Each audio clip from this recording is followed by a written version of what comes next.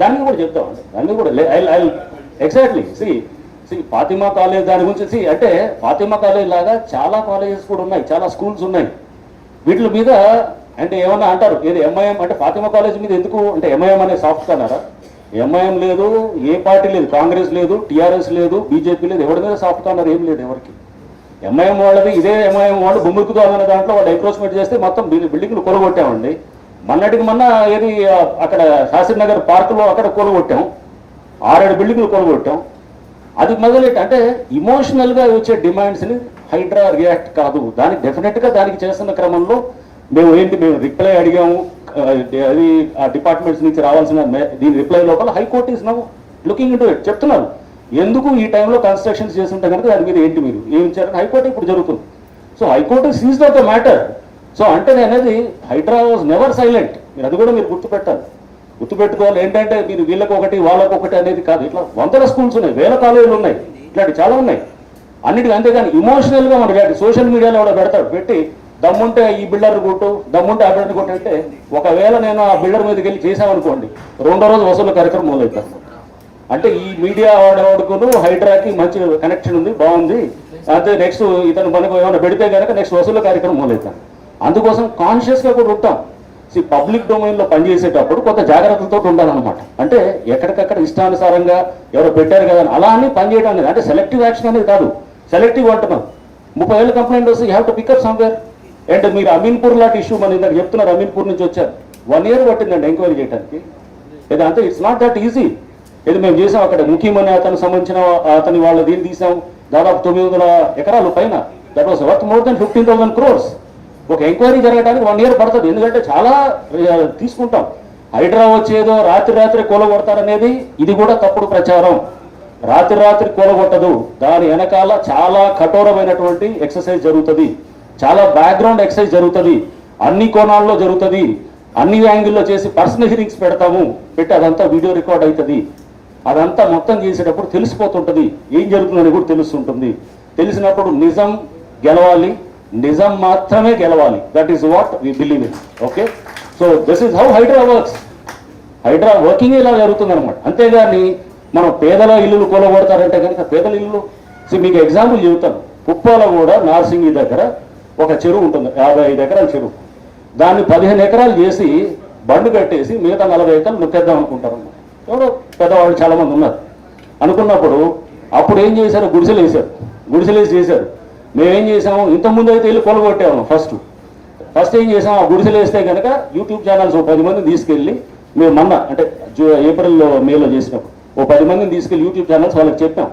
చెప్తే మొదటిసారి చెప్పిన తర్వాత ఇంకొక అప్పటిదాకా 100 గుడిసెలు 200 గుడిసెలు అయినాయి అనమాట. మేము చెప్పిన తర్వాత అంటే మళ్ళీ 2వ సారి వెళ్ళి చెప్పాం.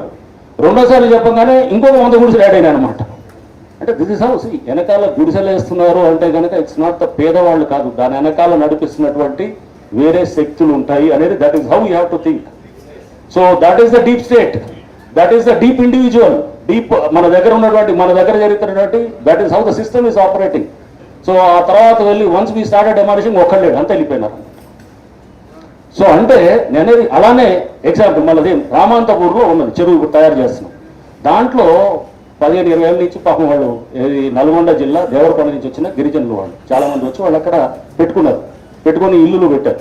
వాళ్ళు వచ్చి రిప్రజెంట్ చేసినప్పుడు we went and search with satellite దీంట్లో డేటాలో చూసాం. వాళ్ళ ఇల్లు 15 ఏళ్ళు 20 ఏళ్ళ నుంచి ఉన్నాయి. వీ డిడ్ నాట్ టచ్, ఇప్పుడు ముట్టుకోలేదు వాళ్ళు. వాళ్ళకి డబుల్ బెడ్రూమ్ ఇల్లులు ఇచ్చేదానికి పెట్టాము. అంటే నువ్వు ఎటువంటి వాడివి, నీ బ్యాక్గ్రౌండ్, నువ్వు నిజాం జెన్యూనో కాదని చెక్ చేస్తాం ఫస్ట్. ఇది ఊరికనే ఏదో గుడిసెలు చూపించి నువ్వు చెరువు కబ్జాని కనుక లీగలైజ్ చేయాలనుకుంటున్నాడా, లేకపోతే కనుక జెన్యూన్గా వీళ్ళు పాపం ఇల్లులు లేక వాళ్ళంతా పేపర్లు ఎత్తుకునే వాళ్ళు ఇట్లాంటి వాళ్ళు అది తీసుకుని వాళ్ళందరికీ ఇప్పుడు 2 bedroom హౌసెస్ వస్తాయి. అట్లానే సున్నం చెరువులో చేసాం. సున్నం చెరువులో కూడా same thing, we have done some demolitions. దాంట్లో వాళ్ళు వచ్చి చెరువు మధ్యలో పెట్టారు. దాన్ని పెట్టిన దాని వెనకాల బ్యాక్గ్రౌండ్ వాళ్ళ కూడా ఇప్పుడు 2 bedroom హౌసెస్ వస్తున్నాయి. ఎక్కడైతే జెన్యూన్గా ఉన్నారో వాళ్ళందరికీ కూడా డబుల్ బెడ్రూమ్ హౌసెస్ ప్రాసెస్ చేస్తున్నాం అన్నమాట. అంతేగాని తీసుకొచ్చి పెట్టగానే మళ్ళీ ఇది గుడిసెలు పెరుగుతుంటాయి అనమాట. పెరుగుతుంటే అది ఇన్నాళ్ళు చేయబట్టి ఈ డ్రామాలే కదండి నడిపింది మనల్ని. ఈ దాంతో కదా ఎవడికి వాడు చేసుకుంటూ వెళ్ళింది. కబ్జాలైంది ఇలానే కదా, ఇంకెన్ని రోజులు చూస్తుంటాం అని అంటున్నాం. సో అలా ఇంకా 61% పోయిందన్నారు.